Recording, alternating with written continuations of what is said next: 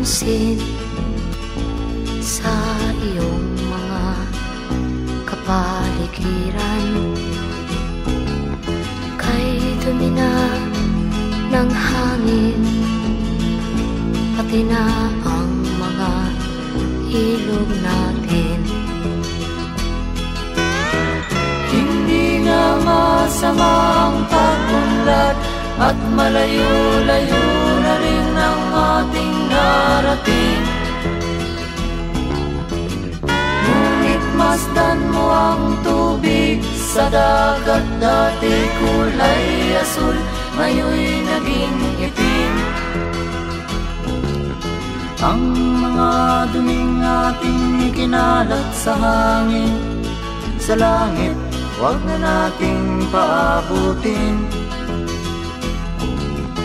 Upang kung tayo'y pumanaw man sa sariwang hangin, sa langit natin matitikman. Mayroon lang akong hinihiling, sa aking pagpanaw sana ay tag-ulan. Gitara ko ay aking dadalhin, upang sa ulap na lang tayo magkantahan.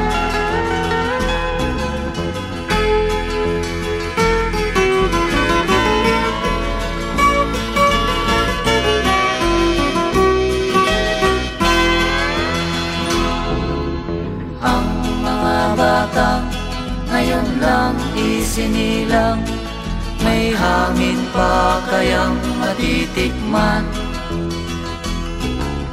May mga puno pa kaya silang aakyatin? May mga ilog pa kayang lalanguyan?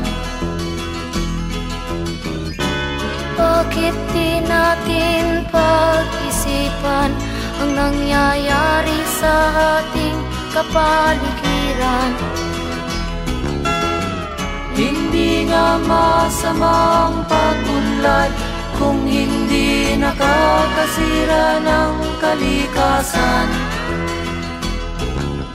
Darating ang panahon, mga ibong dala ay wala nang madadakuan.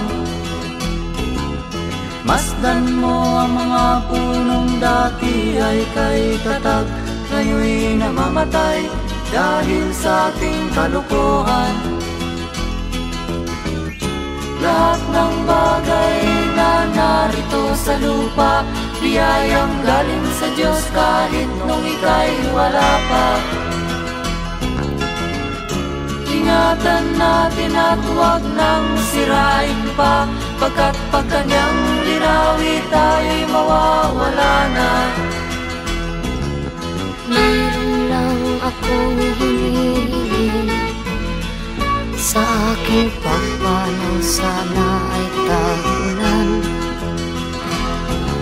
Gitara ko ay aking dadalhin, upang sa ulap na lang tayo magkantahan.